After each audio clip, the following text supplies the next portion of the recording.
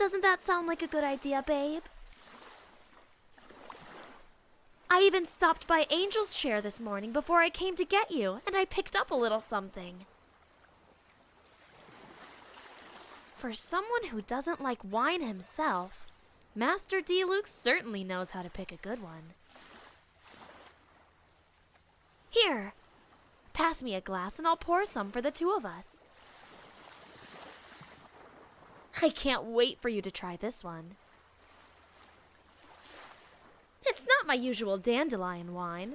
Instead, it's more fruity because I remember you saying you enjoyed that raspberry merlot the last time we went out together. It's well balanced and pleasantly sweet like you.